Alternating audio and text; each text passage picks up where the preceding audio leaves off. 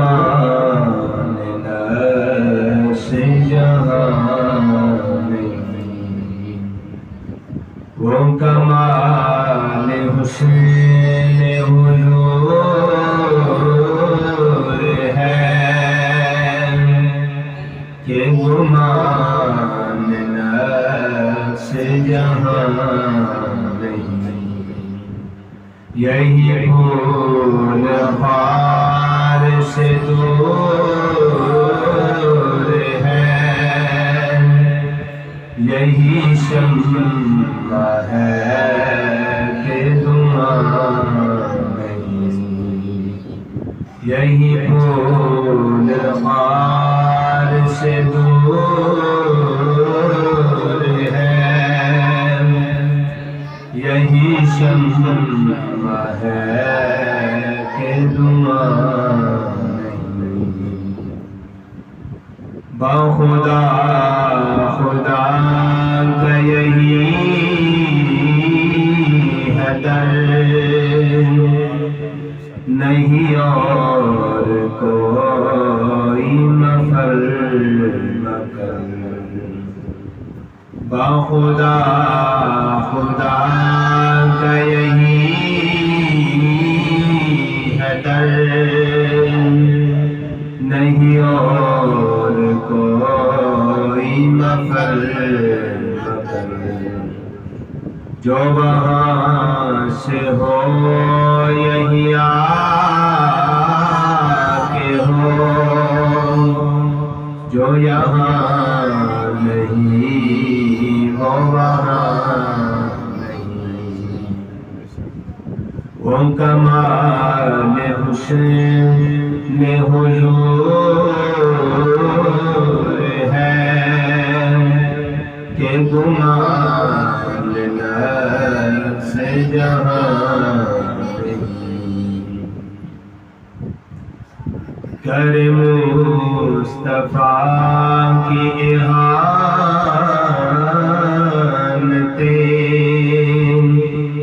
کھلے بند اسے میں یہ جور دیں، کر مصطفیٰ کی احانتیں،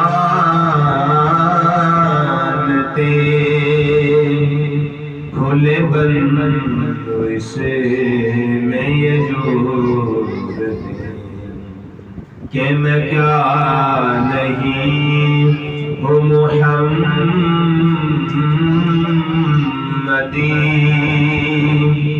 ارے ہاں نہیں، ارے ہاں نہیں، وہ کمال حسن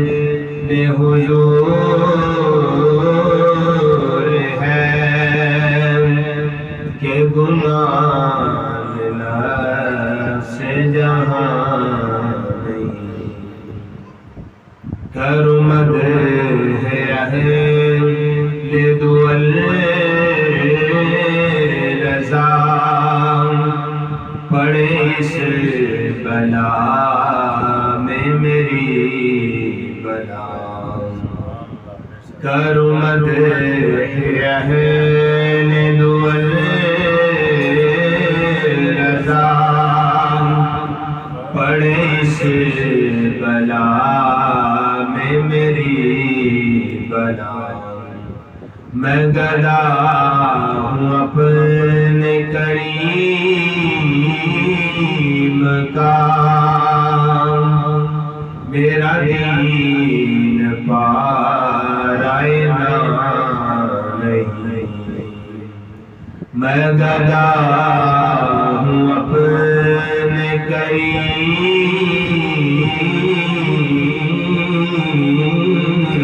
کا،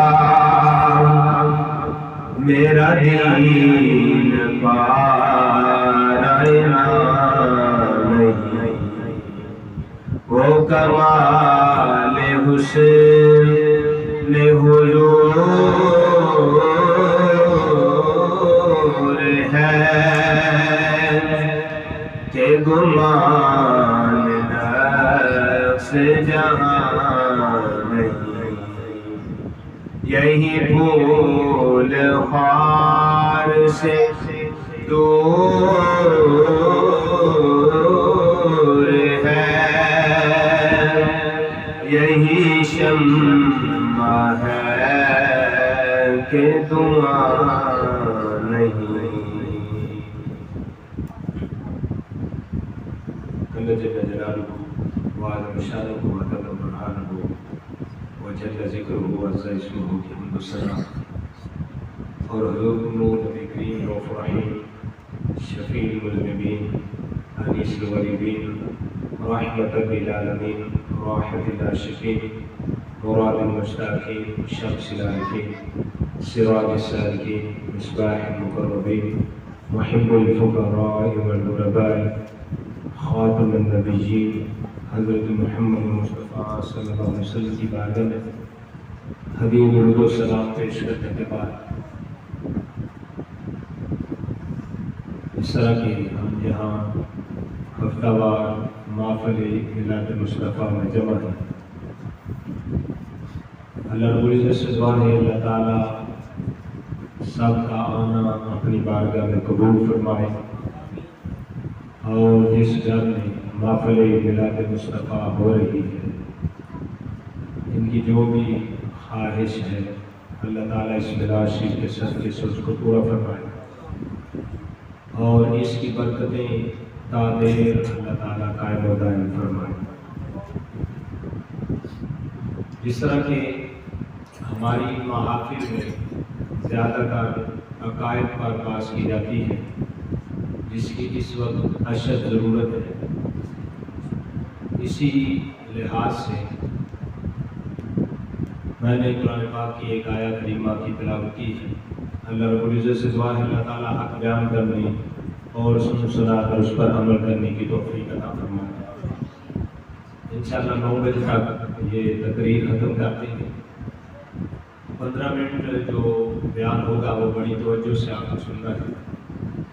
اللہ تعالیٰ حق بیان کرنے اور سنا کر اس پر عمل کرنے کی توفیق عطا فرمائے۔ جس طرح کہ اعتراض کیا جاتا ہے اور یہ ہمارے نوجوان بندوں کے ذہنوں میں یہ سوال بھی پیدا ہوتا ہے کہ سب ہی قرآن پڑھتے ہیں، سب ہی حدیث پڑھتے ہیں، سارے ہی دین اسلام کی بات کرتے ہیں، سارے ہی اللہ اور اس کے رسول کو ماننے والے ہیں، سارے ہی کلمہ پڑھنے والے ہیں، تو پھر ہم کدھر جائیں؟ یہ عام میٹنگ میں بڑا ہی ایک سوال ذہن میں پیدا ہوتا ہے، اور کہتے ہیں کہ تم کہتے ہو کہ اس کو نہ مانو، اس کی نہ مانو، تو واقعی بات اسی طرح ہے کہ ماننی صرف اللہ اور اس کے رسول کی چاہیے، اور ماننی اس کی چاہیے جو اللہ اور اس کے رسول کے احکامات کو صحیح طریقے سے آگے پہنچائے۔ تو رہ گئی بات دوسرے بھی قرآن بیان کرتے ہیں اور سارے ہی قرآن پاک کی تشریح کرتے ہیں، فرق یہ ہوتا ہے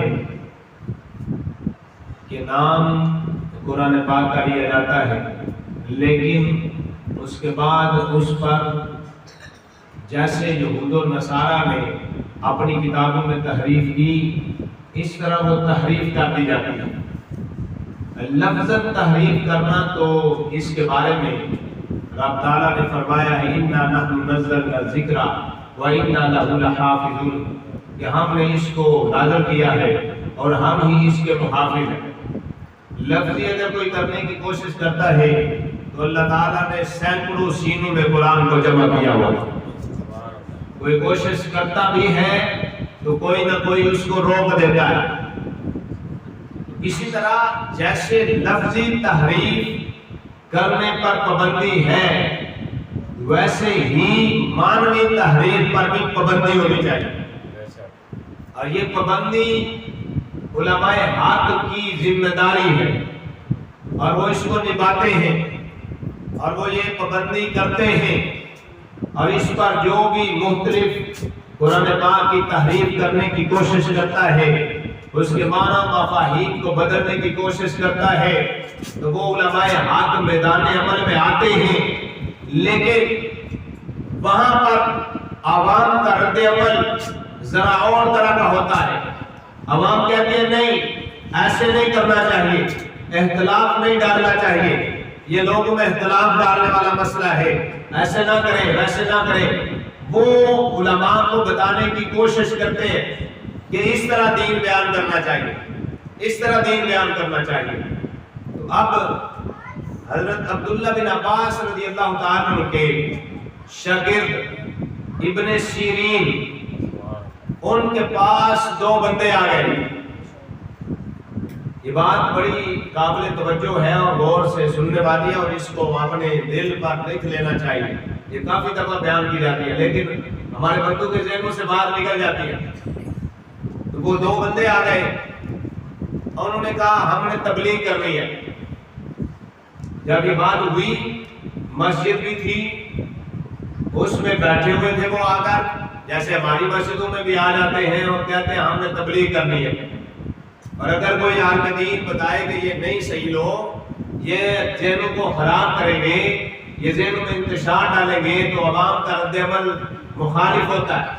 عوام کہتے ہیں نہیں وہ بھی تو دین کی بات کرنے آئے، آپ ایسے کیوں کرتے ہیں؟ ہوتا ہے یا نہیں یہ والا معاملہ؟ تو اس طرح اب دیکھتے ہیں وہ حضرت ابن عباس رضی اللہ تعالیٰ عنہ کے شاگرد ہیں۔ اور کون ابن عباس؟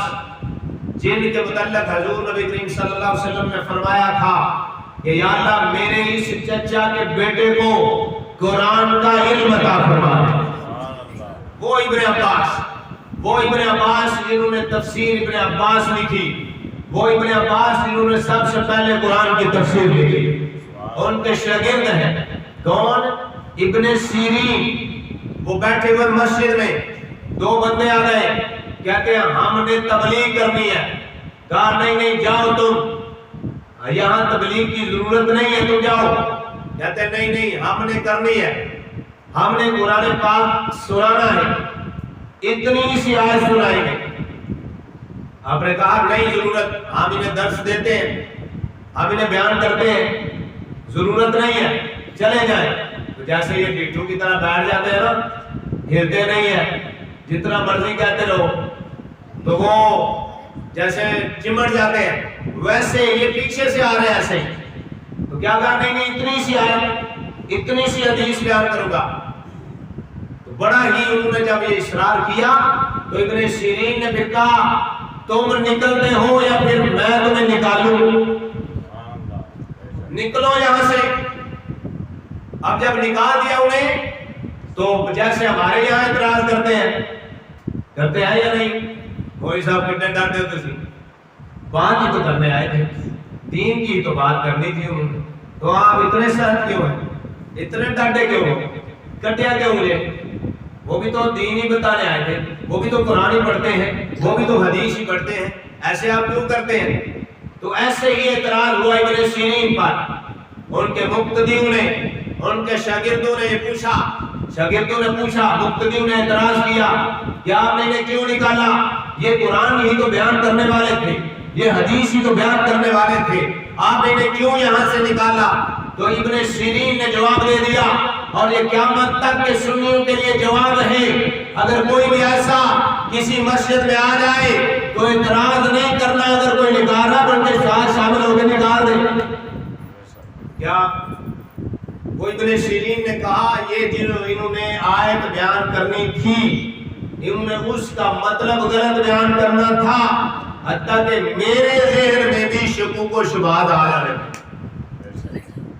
ابن سیرین شاگرد کس کے ہیں؟ ابن عباس کے۔ ابن عباس کون ہیں؟ جن کے لیے حضور نے دعا کی، یعنی اتنے عظیم شخصیت کے شاگرد ہو کر وہ کہتے ہیں انہوں نے میرے ذہن میں بھی شک ڈالنا تھا، تو ہم کس خیر کی بولی ہیں؟ ہم کیسے کہہ سکتے ہیں؟ آج ہمارے لوگ کہتے ہیں نہیں نہیں سب کی سنو، کیا کرو؟ سارے کی سن لو، جو اچھی لگتی ہے لے لو، جو بری لگتی ہے چھوڑ دو۔ تو کون سی آپ کو اچھی لگے گی اور کون سی آپ کو بری لگے گی؟ معیار ہے آپ کے پاس؟ ہے معیار؟ کبھی بھی نہیں معیار ہوگا۔ جیسے کوئی کام جو کام کرتا ہے نا اس کو پتا ہوتا ہے یہ کام صحیح ہو رہا ہے یا غلط ہو رہا ہے. ایک درزی ہے, اس کے سامنے کپڑا سینے والا درزی کوئی اور آگے بیٹھ جائے تو وہ جب سیے گا تو درزی کو پتا ہوگا یہ صحیح سی رہا ہے یا نہیں. دوسرے کو کیا پتا ہے؟ دوسرے کے سامنے تو وہ پتہ نہیں کدھر سے کاٹ رہا ہے, کدھر سے سلائی لگا رہا ہے, کیا کر رہا ہے, تو وہ کہے میں جی صحیح دیکھ رہا ہوں. کیا کر رہا ہوں؟ صحیح دیکھ رہا ہوں, یہ سی رہا ہے, صحیح سی رہا ہے, بڑا کمال کر رہا ہے. یہ اس طرح سے فیصلہ ہوگا. اگر وہ درزی اسے پسند ہوگا, اگر وہ بندہ اسے پسند ہوگا تو کہے گا یہ بڑا ہی اچھا کام کر رہا ہے, اور اگر ناپسند ہوگا تو کیا صحیح بھی کر رہا ہوگا, کہے گا صحیح نہیں کر رہا. یہ ہمارا معیار ہے. ہمارا معیار کیا ہے؟ جو ہمیں پسند ہوتا ہے اس کی ہم سنتے ہیں, اور جو ہمیں پسند نہیں ہوتا اس کی ہم کوئی نہیں سنتے. تو پھر یہ معیار تو نہ ہوا, یعنی جو ہمیں پسند ہے اس کی ہم سنتے ہیں چاہے وہ غلط ہی بیان کریں, ایسا ہے نا. اور جو پسند نہیں ہے وہ چاہے صحیح بھی بیان کرے ہم اس کی سننے کو تیار نہیں ہے. یہ ہمارا معیار ہے. ہمارا معیار جو ہے وہ اپنی پسند ناپسند پر ہے. الگ معیار یہ نہیں ہے. معیار کیا ہے؟ معیار یہ ہے کہ جو اللہ اور اس کے رسول کو پسند ہے اس کو مان لو, اور جو اللہ اور اس کے رسول کو ناپسند ہے اس کو چھوڑ دو. معیار یہ ہے. دین میں معیار یہ ہے, ذاتیات نہیں ہے, اپنی رائے نہیں ہے, اپنی بندہ بات نہیں مان سکتا دین میں. ہم دین میں اپنی بات منانے کو تیار ہیں. جو دین ہمیں پسند ہو ہم کہتے ہیں یہ صحیح ہے, اور جہاں ہمیں ناپسند ہو, ہمارے خلاف کوئی مسئلہ آ جائے تو کہتے ہیں یہ دین ہی نہیں ہے. ایسے نہیں ہم کرتے. ہم اپنی زندگی کا ذرا نچوڑ نکال کے دیکھیں تو ہم ایسے ہی لوگ ہیں. تو اس لیے جب ابن سیرین کہتے ہیں کہ یہ میرے دماغ میں شکوک و شبہات ڈال دینی تھی ان کی تشریح ہے, تو ہم پھر کون ہو سکتے ہیں جنہیں پتہ بھی نہیں, جنہیں علم بھی نہیں, جو کسی سے فیض بھی نہیں حاصل کیا, کسی کے پاس بیٹھے بھی نہیں, شاگردی بھی نہیں کی, تو ہم خود سے کیسے اندازہ لگا سکتے ہیں یہ صحیح ہے یہ غلط ہے؟ پھر تو ہمیں تو پوچھنا پڑے گا نا کسی سے, کسی اس فن کے ماہر سے پوچھنا پڑے گا یا نہیں. ہم خود اندازہ لگا سکتے ہیں کہ یہ درزی صحیح کپڑے سی رہا ہے یا نہیں؟ کبھی نہیں لگا سکتے. وہ درزی آئے گا اس سے آپ پوچھیں گے ہاں جی بتائیں یہ صحیح سی ہے اس نے یا نہیں, وہ بتائے گا اس نے یہاں سے سلائی ٹیڑھی لگائی ہے, یہاں سے خام خراب کیا ہوا ہے, یہاں سے اس نے زیادہ کپڑا کاٹ دیا, یہاں سے اس نے صحیح نہیں بنایا. پھر ہمیں پتہ چلے گا بات صحیح کیا ہے. ہم نے تو سمجھا تھا صحیح ہے کیونکہ ہمارا معیار یہ چیز ہے. اس لیے یہ بالکل واضح طور پر قرآن پاک میں بیان کر دیا گیا ہے کیا کہ وَأَنَّ هَذَا صِرَاطِي مُسْتَقِيمًا, یہ سیدھا راستہ ہے, فَاتَّبِعُوهُ, اس کی اتباع کرو, وَلَا تَتَّبِعُوا السُّبُلَ, اور زیادہ رسول کی اتباع نہ کرو. کیوں؟ اگر تم نے دوسرے رسول کے اوپر چلے یا دوسرے رسول کی تم نے اتباع کی تو کیا ہوگا؟ فَتَفَرَّقَ بِكُمْ عَنْ سَبِيلِهِ, وہ تمہیں اللہ کے راستے سے جدا کر دیں گے. کیا کر دیں گے؟ جدا کر دیں گے. اب یہاں بالکل واضح طور پہ سمجھ آ گئی کہ جو باطل راستے ہیں وہ زیادہ ہیں اور جو حق کا راستہ ہے وہ ایک ہے. وہ کیا ہے؟ ایک ہے. اور وہ کون سا ہے؟ وہ اہل سنت و جماعت کا ہے. کون ہے؟ اہل سنت و جماعت. آپ ذرا پیچھے چلے جائیں, دوسری تیسری صدی میں ہجری میں, جہاں 200 صدی ہجری تھی یا اس سے پہلے 100 صدی ہجری, اس وقت صرف دو فرقے تھے. کون سے؟ ایک خارجی اور اس کے بعد ایک رافضی. کون سے؟ رافضی. یہ خارجی اور رافضی دو فرقے پیدا ہوئے. اس کے بعد آگے چلتے چلتے کوئی نہیں پیدا ہوا. پھر آگے جا کے 11ویں صدی ہجری میں, 1100 صدی ہجری میں جا کے آگے فرقے پیدا ہونے شروع ہو گئے. کوئی کون سے بنے؟ کوئی مجسمیہ بنے جنہوں نے اللہ کے لیے جسم ثابت کیا. کیا کہتے ہیں جیسے ہمارا جسم ہے ویسے ہی رب کا بھی جسم ہے. نعوذ باللہ من ذالک, رب جسم سے پاک ہے. تو ایسے لوگوں کی بات سننی چاہیے. وہ بھی کلمہ پڑھتے تھے, وہ بھی یہی قرآن پڑھتے تھے, انہوں نے اسی قرآن سے ثابت کیا. کیا کیا؟ ید اللہ فوق ایدیہم, اللہ کا ہاتھ ان کے ہاتھوں پر ہے، پتہ چلا اللہ کا ہاتھ ہے۔ فَإِنَّمَا تَوَلُّوا فَثَمَّ وَجْهَ اللَّهِ، جدھر چہرہ کرو گے اللہ ادھر ہی ہے۔ انہوں نے اس سے قرآن سے یہ آیتیں ثابت کر کے اس کے مفاہیم غلط لے کر یہ ثابت کیا کہ جیسے ہمارا ہاتھ ہے ویسے رب کا ہاتھ ہے، جیسے ہمارا چہرہ ہے ویسے رب کا چہرہ ہے، تو آپ ان کی بات مانی جائے گی؟ تو یہ کیا کیا انہوں نے؟ قرآن سے ثابت کیا یا نہیں کیا؟ سارا کچھ انہوں نے قرآن پاک سے ہی ثابت کیا، سارا کچھ انہوں نے دلیلیں کہاں سے لی؟ قرآن پاک سے لی۔ لیکن کہاں پتہ چلا؟ جب پتہ چلا انہوں نے غلط مان لیا، انہوں نے ان کے مفاہیم غلط لیے ہیں، اس لیے یہ سارا معاملہ خراب ہوا۔ اسی طرح پھر آگے کون سے پیدا ہو گئے؟ جبریہ قدریہ۔ کون سے؟ جبریہ اور قدریہ، جنہوں نے تقدیر کے منکر ہوئے۔ کیا کیا انہوں نے؟ ان منکروں نے یہ کیا، کہتے ہیں تقدیر اس میں بندہ مجبور ہے۔ انہوں نے کیا کہا؟ بندہ مجبور ہے، جو اللہ نے بنا لکھ دیا بندہ وہی کرے گا، بندہ مجبور ہے۔ اور بعض نے کہا تقدیر ہے ہی کوئی نہیں، اس میں بندہ مختار ہے بالکل، کہ جو بندے کا دل کرتا ہے وہ کرتا ہے، کوئی اس میں رب کا جو لکھا ہوا اس کا دخل اندازی نہیں ہے۔ سمجھ آئی؟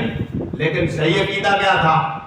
صحیح عقیدہ یہ تھا کہ بندہ بعد میں مجبور ہے اور بعد میں مختار ہے۔ بندہ پیدا کدھر ہوگا؟ مجبور ہے۔ مرے گا کب؟ مجبور ہے۔ رزق کتنا ہے؟ مجبور ہے۔ ان چیزوں میں بندہ کیا ہے؟ مجبور ہے۔ لیکن نیکی کرے گا یا برائی کرے گا، اس میں بندہ مختار ہے۔ نیکی کرنے کی کوشش کرے تو کرتا نہیں ہے، برائی کرنے کی کوشش کرے تو کرتا نہیں ہے۔ تو صحیح عقیدہ کیا ہوا پھر؟ صحیح عقیدہ یہ ہوا کہ بندہ بعض چیزوں میں مختار ہے اور بعض چیزوں میں بندہ مجبور ہے۔ تو ہم جہاں مجبور تھے وہاں ہم مختار بنے پھرتے ہیں، اور جہاں مختار تھے وہاں مجبور بنے پھرتے ہیں۔ گئے نا نماز پڑھتے چلو تو کیا کہتے ہیں؟ او قسمت میں نہیں لکھا بھائی پڑھنا، ابھی تو بڑا وقت پڑا ہے نا، اس طرح کی بات۔ اور جب کہے نا رزق تیری قسمت میں اتنا ہی لکھا ہے، اتنا کیوں دوڑ رہا ہے؟ کہتا نہیں دوڑا نہ تو لبے دانا، ہے نا اس طرح۔ یعنی جہاں بندہ مجبور ہے وہاں مختار بنا پھرتا ہے، اور جہاں مختار ہے وہاں مجبور بنا پھرتا ہے۔ تو اس طرح انہوں نے بھی کہاں سے ثابت کیا یہ سارا کچھ؟ قرآن و حدیث سے ثابت کیا۔ یہ سارے مسائل کہاں سے نکالے؟ قرآن و حدیث سے نکالے۔ اس طرح پھر معتزلہ آ گئے۔ کون آ گئے؟ معتزلہ۔ اس طرح مختلف یہ آگے فرقے بنتے گئے، اور کتنے بنیں گے؟ حضور نبی کریم صلی اللہ علیہ وسلم نے فرمایا 73 بنے گے۔ کتنے؟ 73۔ کہاں بنی اسرائیل 71 فرقوں میں بٹی، پھر بنی اسرائیل 72 فرقوں میں بٹی، میری امت 73 میں بٹے گی۔ کلہم فی النار الا واحدہ، سارے کے سارے جہنمی ہوں گے سوائے ایک کے، ایک جنتی ہوگا۔ یہ حضور نبی کریم صلی اللہ علیہ وسلم سب کچھ واضح طور پر بتا گئے ہیں۔ لیکن آج ہمارے نوجوان کے ذہنوں میں یہ سوال اٹھتے ہیں، کیوں؟ وہ کبھی علماء کے پاس بیٹھے نہیں، وہ کسی صاحب نسبت کے ساتھ بیٹھے نہیں، ان کا کسی صاحب نسبت سے تعلق نہیں ہوا۔ اب صاحب نسبت کون ہوتا ہے؟ اس میں بھی رولا بن گیا۔ پیر کون ہوتا ہے؟ اس میں بھی رولا بن گیا ہوا ہے۔ ہر ایک لمبے لمبے لیٹر رکھی ہوئی ہیں، داڑھی رکھی کوئی نہیں ہوئی، اور بیٹھ گیا تسبیح لے کے 5-7 اس میں گلے میں ڈالی ہوئی ہیں، اور کیا کہتا ہے میں بڑا بڑا پیر ہوں اور میں بڑا پہنچا ہوا ہوں، جاؤ پترو تو ہڈیاں بھی میں پڑھی ہیں اپنیاں بھی نہیں پڑھی ہیں۔ یہ والا حال ہے اس کا۔ اور ایسا ہم ایسے پیر کو بڑا مانتے ہیں، کیا کرتے ہیں؟ حضور مجھے داتا صاحب کیا لکھتے ہیں؟ حضور کہتے ہیں کشف المحجوب میں ہوا پر اڑے، ہوا میں اڑے، پانی پر چلے، منٹ میں ہر شے ادھر کی ادھر کر دے۔ کیا کرتے ہیں؟ ہر شے ادھر کی ادھر کر دے۔ پیر نہیں ہو سکتا اگر شریعت کا تارے ہے۔ اگر شریعت پر عمل کرنے والا نہیں ہے تو وہ کبھی بھی پیر نہیں ہو سکتا۔ وہ گمراہ ہو سکتا ہے، وہ جادوگر ہو سکتا ہے، پیر نہیں ہو سکتا۔ ہمارے یہاں تو میں دم کرانے گیا تھا، پھوک ماری، وہ صحیح ہو گیا، بڑا پہنچا پیر ہے۔ ہم نے دم اوپر رکھا ہوا ہے، اور ہم نے دنیا میں رشتہ نہیں ہو رہا تھا، اٹھے تو دعا کرائی، رشتہ ہو گیا، بڑا پہنچا پیر۔ یہ باتیں تھی کوئی؟ ہمارے حضرت صاحب کہتے تھے، پیر سید باقر علی شاہ صاحب کہتے تھے جس لیے ہم آئے ہیں وہ تو مانگنے ہی نہیں آتا کوئی، ہمارے پاس صرف کیا کرانے آتے ہیں، اب پیر جی مجھ جڑی ہے نا نہیں سنتی بھی تام کر دو، پیر جی بال نہیں کرنا دام کر دو، یہ صرف مانگنے آتے رہے، جس کے لیے ہم آئے تھے وہ مانگا ہی نہیں۔ پیر کیا ہوتا ہے؟ پیر کا کام ہوتا ہے مرید کو پکڑے اور حضور کی بارگاہ میں حاضر کر دے۔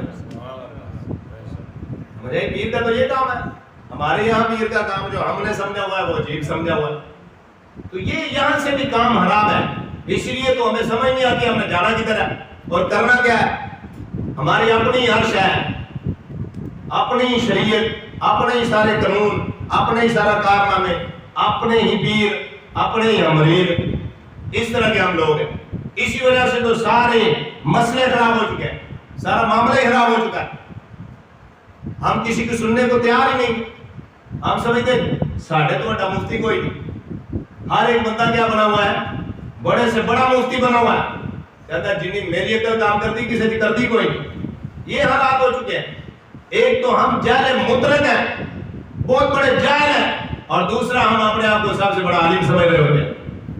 اس طرح کا ہے، کسی سے بات پوچھنے کو تیار نہیں ہے، سننے کو تیار نہیں ہے، یہ تو حالات ہو چکے ہیں۔ اسی وجہ سے کیا ہے، یہ ہمارے ذہنوں میں سوال اٹھتے ہیں، تو ان سوالات کے جوابات قرآن میں موجود ہیں۔ تو قرآن پاک آپ تو پڑھ نہیں سکتے، آپ نے تو کبھی ویسے نہیں پڑھا، آپ نے تو اپنے گھروں میں قرآن پاک کو دیکھے نا کہاں پڑھا ہوا ہے، تو کیا ہوتا ہے، بڑا غلاف میں بیٹھ کر اس کے اوپر بڑی خوشبوئیں لگا کر چوم کر اوپر رکھا ہوتا ہے، یہی ہے نا۔ کبھی ہم نے اس کو کھول کے پڑھا، کبھی ہم نے یہ پوچھا اس سے کہ رب نے ہمیں کیا پیغام بھیجا ہے، کس لیے یہ آیا تھا، اس کا مقصد کیا ہے، کبھی ہم نے دیکھا اسے؟ اور خود نہیں دیکھ سکتے تو کسی کو پوچھنے کو بھی ہم تیار نہیں ہیں، حالانکہ قرآن پاک میں موجود ہے، فَاسْأَلُوا أَهْلَ الذِّكْرِ إِن كُنتُمْ لَا تَعْلَمُونَ، اہل علم سے پوچھو اگر تم نہیں جانتے، اگر تمہیں علم نہیں ہے تو کیا کرو، اہل علم سے جا کے پوچھ لو۔ تو جتنے بھی نوجوانوں کے ذہنوں میں سوال آتے ہیں، ہر سوال کا جواب قرآن نے دیا ہوا ہے۔ تو یہ لوگ گمراہ کر رہے ہیں تو ہم گمراہ ہو رہے ہیں بڑے آرام سے، اور ہم نے اپنی نسلوں کی تربیت ہی نہیں کی، اس طرف لائی نہیں کہ انہیں دین کا شوق پڑ جائے، وہ دین کی طرف آ جائے، وہ دین کے بندے بن جائے، نہ ہم نے ویسے ہی چھوڑا ہوا ہے، خود بھی جاہل رہے اور اپنے آنے والی نسل کو بھی کیا کیا، جاہل رکھا، اس لیے ڈاکہ پڑ جاتا ہے۔ کیا ہوتا ہے؟ ڈاکہ پڑتا ہے۔ وہ حضرت علی رضی اللہ تعالیٰ عنہ کے پاس ایک یہودی آیا نا، اس نے کہا ہمیں تو نماز میں کبھی خیال نہیں آیا، سنے تو ہمیں مسلمانوں میں بڑا خیال ہوتے ہیں، جی میں نماز نہیں پڑھتے ہو پتہ نہیں کتنے کتنے ٹوٹ جاتے ہیں، ہمیں تو کبھی نہیں آیا۔ تو حضرت علی رضی اللہ تعالیٰ نے بڑا کمال کا جواب دیا، کہتے ہیں نا ہمارے بھی یہاں نوجوانوں کے ذہن میں خیال ہوتا ہے یہ کبھی نہیں پھرے، اب ابھی کبھی سنی نہیں ہوئے، شیعہ کبھی سنی نہیں ہوئے، دیوبندی کبھی سنی نہیں ہوئے، ہمارے ہی ادھر چلے جاتے ہیں۔ تو حضرت علی رضی اللہ تعالیٰ نے جواب دیا، کہا چور اوتھے پیندا ہے جتھے کچھ ہوتا ہے، جہاں کچھ ہوتا ہے چور وہیں ڈالا مارتا ہے، اور جہاں کچھ نہیں ہوتا اوتھے چور کی کرن ہوگا، ہے نا۔ کہا تمہارے اندر ایمان ہی نہیں ہے تو شیطان نے کیا لوٹنا ہے، ایمان تو ہمارے اندر ہے اسی لیے تو ادھر آتا ہے۔ سمجھ آئی بات؟ یہ ہے تو یہ دھیان رکھنا چاہیے، ہمیں توجہ کرنی چاہیے کہ اللہ نے اگر ہمیں ایمان کی دولت سے سرفراز کیا ہے تو ہمیں خود بھی بچنا چاہیے اور اپنے آنے والی نسلوں کو بھی اس سے بچانا چاہیے۔ اور جو بھی سوال ہے اس کا جواب قرآن میں موجود ہے کہ کس کی سنیں، سارے بول دینے، سارے ٹھیک ہے، سارے تو نہیں نا صحیح ہو سکتے، کیوں ہو سکتے ہیں صحیح؟ حق پر تو کوئی ہوتا ہے نا، اگر سارے حق پر ہوتے تو پھر امام حسین اور یزید کا مقابلہ کہاں ہوتا؟ پھر تو وہ بھی ٹھیک تھا، ادھر بھی ٹھیک تھے، نمازیں تو وہ بھی پڑھتے تھے، نمازیں ادھر بھی پڑھی جاتی تھی، اذانیں تو ادھر بھی ہو رہی تھی، اذانیں ادھر بھی ہو رہی تھی، جماعتیں ادھر بھی ہو رہی تھی، جماعتیں ادھر بھی ہو رہی تھی، سارا کچھ نہیں ہو رہا تھا، ہو رہا تھا یا نہیں؟ تو پھر بندہ کہ دونوں حق پر تھے، دونوں حق پر تھے؟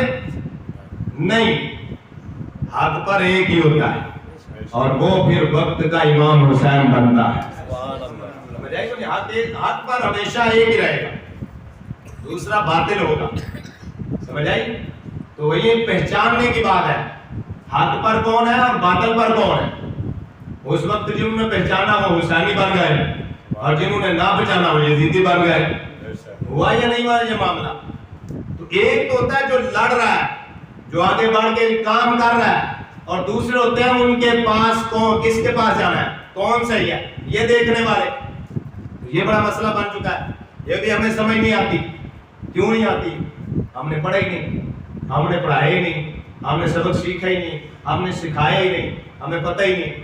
تو یہ بالکل قرآن پاک میں واضح طور پہ دو ٹوک الفاظ میں بیان کر دیا گیا. حدیث مبارکہ میں بالکل واضح طور پہ فرما دیا گیا ہے کہ ایک ہی حق پر ہوگا اور ایک ہی جنتی ہوگا.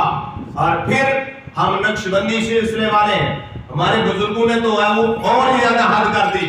حضور مجدد الفسانی نے اپنے مکتوبات شریف میں لکھ دیا کیا کہ اہل سنت کی نشانی یہ ہے وَيُحِبُّ الشَّيْخَيْنِ أَفْضَلُ الشَّيْخَيْنِ وَيُحِبُّ الْخَدْنَيْنِ. اہل سنت کی نشانی یہ ہے کہ وہ صدیق اکبر اور عمر فاروق کو افضل مانتے ہیں اور عثمان غنی اور مولا کائنات سے محبت کرتے ہیں. یہ اہل سنت کی نشانی ہے. اور جس میں یہ نہیں پائی جاتی وہ پھر کون ہوگا؟ وہ رافضی ہوگا، وہ شیعہ ہوگا. سمجھ آئی؟ اور جس میں یہ نہیں پائی جاتی نشانی، جو جس میں یہ نشانیاں پائی جاتی ہیں کہ وہ صدیق اکبر اور عمر فاروق کو افضل مانتے ہیں اور دو سے محبت کرنے والے، وہ کون ہے؟ وہ اہل سنت ہے. آگے جو دو سے محبت کا کہا وہاں بھی کام خراب ہے. وہاں خارجی مولا کائنات سے نفرت کرتے ہیں، وہ بھی نکل گئے. تو اہل سنت وہ ہیں جو ہر ایک سے محبت کرتے ہیں اور ہر ایک کو اس طرح مانتے ہیں جس طرح ماننے کا حق ہے. اور پھر یہ نشانی بیان کرنے کے بعد حضور مجدد الفسانی نے فرمایا میں نے کئی دفعہ کشف سے دیکھا اہل سنت ہی ناجی فرقہ ہے. کیا کہا؟ ہمیں تو کہیں جانے کی ضرورت ہی نہیں ہے. ہمارے تو بزرگ ہی بڑے کمال کے ہیں. ہمارے تو بزرگوں نے ہر شے واضح کھول کر بیان کر دی ہے. ضرورت ہی نہیں رہی کہ کیا کریں، کدھر جائیں، کیوں جائیں، کیا کریں. یہ سوال تو اب رہتا ہی نہیں ہے. صرف کیا کرنا ہے؟ مطالعہ کرنا ہے. صرف کیا کرنا ہے؟ پوچھنا ہے کسی سے، اہل علم سے پوچھنا ہے. تو کیا کہا؟ میں نے کئی دفعہ کشف سے دیکھا کہ اہل سنت ہی ناجی فرقہ ہے، جس کے بارے میں حضور نے فرمایا تھا کلہم فی النار الا واحدہ، سارے کے سارے جہنمی ہوں گے صرف ایک جنتی ہوگا. اس کے بارے میں مجدد الفسانی فرماتے ہیں کہ وہ کون ہے؟ وہ اہل سنت والجماعت. اور حدیث مبارکہ میں حضور نبی کریم صلی اللہ علیہ وسلم نے سے جب صحابہ نے پوچھا من ہم یا رسول اللہ، اللہ کے رسول وہ کون ہوں گے، وہ کون ہوں گے جو نجات پا جائیں گے؟ تو حضور نبی کریم صلی اللہ علیہ وسلم نے فرمایا ما انا علیہ و صحابی، جس پر میں اور میرے صحابہ ہیں وہ نجات پا جائیں. سبحان اللہ. تو اس سے ہمارا نام کیا بن گیا؟ اہل سنت. کیا بن گیا؟ اہل سنت. اور پھر ایک حدیث مبارکہ میں صحابہ نے عرض کی حضور من ہم، وہ کون ہیں؟ تو حضور نے فرمایا ہم الجماع، وہ ایک جماعت ہوگی، وہ ہر وقت ایک جماعت رہے. دیکھ لیں آپ اہل سنت ہمیشہ 70% 80% رہے، باقی سارے رل کے بھی 20% نہیں ہوتے. تو پھر بڑا فرقہ کون سا ہے؟ وہ جو صحیح ناجی ہے وہ کون سا ہے؟ وہ اہل سنت و جماعت. اب اس کے بعد پھر ہم شامل کریں تو پھر ہمارا اپنا ہی کام حرام ہے، ہمیں تو یہ مسئلہ حرام ہے. تو اس میں بالکل واضح طور پہ فرما دیا گیا. پھر آگے سوال ہوا حضور اگر وہ نہ ملے تو بھی ایسا ہو سکتا ہے وہ ہو گئی نہ، تو پھر کیا کریں؟ تو حضور نبی کریم صلی اللہ علیہ وسلم نے یہ نہیں فرمایا پھر جتنا دل کرے والے ہو، یہ نہیں فرمایا، بلکہ فرمایا اس کے بعد اگر وہ نہ تمہیں ملے، کوئی ایسا وقت آ جاتا ہے تمہیں وہ ناجی فرقہ نہیں ملتا، تم جنگل میں چلے جانا، وہاں جا کے درختوں کے پتے کھانا، ان کی جڑیں کھانا، گھاس کھانا، لیکن کسی اور فرقے میں شامل نہ ہونا. اب اس کے بعد بھی کوئی شے رہ گئی ہے. یہ ایک حدیث مبارکہ، دو حدیث مبارکہ، تین حدیث مبارکہ میں حضور نبی کریم صلی اللہ علیہ وسلم نے بالکل ہر شے واضح کر دی. پھر کون ہے صحیح؟ اہل سنت و جماعت صحیح فرقہ ہے. باقی سارے ہی دیکھ لیں، ہر ایک کو ذرا ٹٹول کے دیکھ لیں ذرا کیا ہے اس میں. شیعہ دیکھ لیں کس سے دشمنی ہوگی؟ صحابہ سے. ہے یا نہیں؟ حضرت امیر معاویہ رضی اللہ تعالیٰ عنہ سے دشمنی ہے یا نہیں ہے؟ دوسرے دیکھ لیں، خارجی دیکھ لیں، جو بندی وہابی سارے یہ دیکھ لیں، یہ مولا کائنات سے دشمنی ہے، امام حسین حسن سے دشمنی ہے، اہل بیت سے دشمنی ہے. تو پھر سنیوں کی طرف آ رہے ذرا، کیا ہے؟ سنیوں کی طرف آ جائیں. کہتے ہیں جس کی نسبت حضور سے ہے وہ کمال ہے. کیا ہے؟ وہ کمال ہے. اگر صحابہ کی حضور سے نسبت ہے تو وہ بھی کمال ہے، اگر آج کی حضور سے نسبت ہے وہ بھی کمال ہے، اور اگر اولیاء کی حضور سے نسبت ہے تو وہ بھی کمال ہے. یعنی جس کی نسبت حضور سے ہو گئی، اہل سنت اس کا احترام کرنے والے. تو یہ کیسے ہو سکتا ہے؟ اور اس کے بعد جو بڑا مین پوائنٹ میں آپ کو بتانے لگا ہوں، ٹائم اوپر ہو رہا ہے تھوڑا سا، بڑی اہم بات ہے، جو بڑا اہم پوائنٹ ہے وہ کیا ہے؟ جتنے بھی فرقے کسی کو کہو ایک ولی ملا دے، سبحان اللہ، بے شک ایک ولی بھی اپنے فرقے سے ثابت کر دے، ہم لاکھوں کروڑوں ولی ثابت کر سکتے ہیں. اہل سنت میں سارے ہی ولی کس میں ہوئے؟ اہل سنت و جماعت میں ہوئے، اور سارے ہی ولیوں نے اسی بات پر زور دیا ہے کہ صحیح فرقہ جو ہے وہ اہل سنت و جماعت ہے. سمجھ آئی کو نہیں؟ عالم ہونا ایک بات ہے، لیکن وہ ظاہری علوم کا ماہر ہوتا ہے، باطنی کا نہیں ہوتا. لیکن ولی ظاہری علوم کا بھی ماہر ہوتا ہے اور باطنی علوم کا بھی ماہر ہوتا ہے. سبحان اللہ، بے شک. کیوں؟ اس کے پاس من لدن علم، علم لدنی ہوتا ہے. کون سا علم ہوتا ہے؟ علم لدنی. بشرط یہ کہ وہ شریعت کا پابند ہو، پھر اس کے پاس علم لدنی ہوتا ہے. جب وہ شریعت کا پابند نہیں تو پھر وہ شیطان کا علم ہے اس کے پاس، شیطان کی طرف سے اسے علم آ رہا ہے، شیطان کی طرف سے وہ بتا رہا ہے سارے غیب کی باتیں، لیکن اسے کسی بات کا علم نہیں. اگر اس کا ظاہر صحیح ہے، جس کا ظاہر صحیح ہوتا ہے اس کا باطن بھی صحیح ہوتا ہے، اور وہ کامل ولی ہوتا ہے. وہ پھر بنتا ہے مجدد الفسانی، وہ پھر بنتا ہے حضور داتا صاحب، جن کے پاس ظاہری علم بھی ہو اور باطنی علم بھی ہو، جو شریعت کا پابند بھی ہو، جو طریقت کا پابند بھی ہو. وہ پھر محقق بنتا ہے. کیا بنتا ہے؟ محقق. یہ شیخ عبدالحق محدث دہلوی، یہ بھی محقق، یہ بھی ولی، اور اسی طرح جتنے بھی اس طرح کے علماء بھی ہوئے اور ساتھ اولیاء کرام بھی ہوئے، وہ وقت کے بڑے بڑے محقق ہوئے، بڑے بڑے محدث ہوئے. شیخ عبدالحق محدث دہلوی جب حدیث پڑھاتے تھے نا تو حضور نبی کریم صلی اللہ علیہ وسلم سامنے بیٹھے ہوتے تھے. سبحان اللہ. سمجھ آئی؟ یہ ہوتا ہے ولی کا معاملہ. جب حدیث پڑھاتے مسکراتے حضور تو کہتے یہ حدیث صحیح ہے. سبحان اللہ. اور اگر حضور نبی کریم صلی اللہ علیہ وسلم نہ مسکراتے تو کہتے یہ حدیث ضعیف ہے. کیا ہے؟ اور یہاں پر صغیر میں خود ڈیوٹی لگائی. کن کی؟ شیخ عبدالحق محدث دہلوی کی. برے صغیر میں حضور نبی کریم صلی اللہ علیہ وسلم نے خود ڈیوٹی لگائی. یہ وہ ہے، وہ ہستی ہے، اور انہی کی نسل سے آگے چلتے چلتے اسماعیل دہلوی پیدا ہوا جس نے بدبختی کی، اور یہ دیوبندیوں کا فرقہ اس نے بنایا. اہل حدیث کا فرقہ سعودی عرب سے چلا. اس طرح ان کی طریق کل کی ہے، اور ہماری طریق تو صحابہ سے ہے. کہاں سے ہے؟ صحابہ سے ہے. صحابہ سے تابعین، تابعین سے تبع تابعین، تبع تابعین سے آگے سلف صالحین، اولیاء کرام، یہ سارے اگر موجود ہیں تو اہل سنت و جماعت میں. اس لیے ہمیں تو شاک کی ضرورت ہی نہیں، ہمیں تو کسی کے گھر جانے کی ضرورت ہی نہیں ہے، ہمیں تو کسی کے پیر پکڑنے کی بھی ضرورت نہیں ہے، ہمیں تو کسی کے ترلے کرنے کی بھی ضرورت نہیں ہے. ہمیں تو تشنا چھوڑا ہی نہیں. ایسا رجایا، ایسا پلایا، ایسا کھلایا کہ اب کسی سے مانگنے کی ضرورت ہی نہیں. یہ ہے، اس کو غور و فکر کرنا چاہیے، اور ہر ایک کی نہیں سن لینی چاہیے ایسے ہی منہ اٹھا کے. ہم کون ہوتے ہیں یہ فیصلہ کرنے والے کے سارے صحیح ہیں؟ ہمیں تو پتہ ہی کوئی نہیں. پتہ ہو تو پھر بندہ کوئی بات کرے نا. جب پتہ ہی نہ ہو تو پھر کیا کہتے ہیں؟ بھائی منو تو پتہ ہی نہیں.